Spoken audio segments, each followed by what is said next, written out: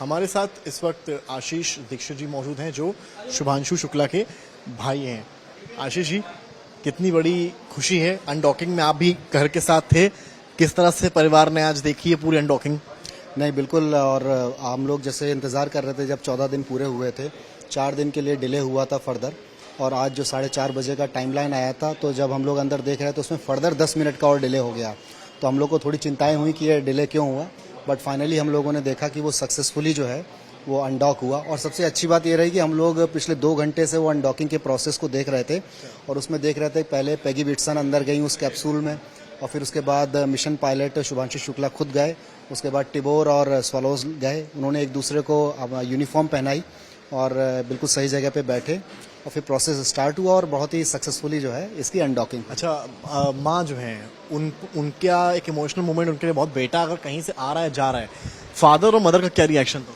नहीं, मौसा जी तो मेरे बहुत ही चिंतित थे और कह रहे थे कि ये 10 मिनट का डिले क्यों हुआ, अब तो निकल जाना चाहिए था, डिले क्यों हुआ, डिले नहीं बता रहे हो। तो हमने कहा तो अच्छी बात है, अगर डिले हो रहा है तो किसी कारण से हो रहा होगा।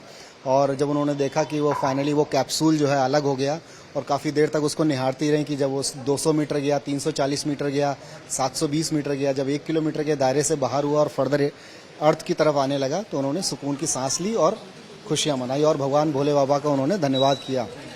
घर पे ही पूजा पाठ शुरू हुआ? बिल्कुल, पूजा पाठ शुरू हुआ, और आज बहुत ही शुभ दिन है। आज पहला सोमवार है हमारे सावन महीने का, तो सुबह ही 6 बजे सारी पूजाएं हो चुकी थी, और मेरे को मेरे भाई के लिए और उनके अपने बेटे के लिए बहुत कामना थी, और बहुत अच्छे से हो गया। आपकी भी बात हुई?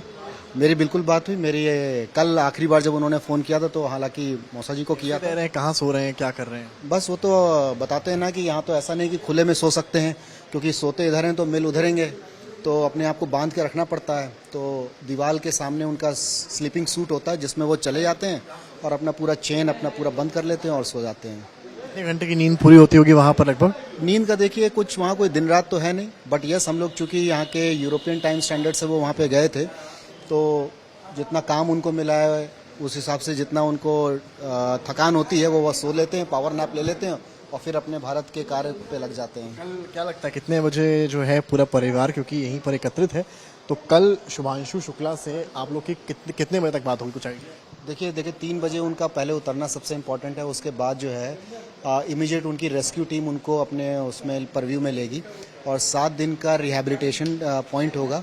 वो इसलिए क्योंकि माइक्रोग्रेविटी से जब बंदा नीचे आता है तो उसको रिहैबिलिटेशन की ज़रूरत होती है। आई थिंक उसी 7 दिनों में मुझे लगता है कि जब उनको टाइम लगेगा वो तुरंत हम लोग से बात करेंगे। बताया लखनऊ कब आएंगे घर पे? दिल्ली तो आएंगे, देखो लखनऊ का पता लगेगा तो मेरे से पहले आपको भी पता लग जाएगा। बहुत बहुत शुभकामनाएं आपको, आप पूरी फैमिली को आपकी।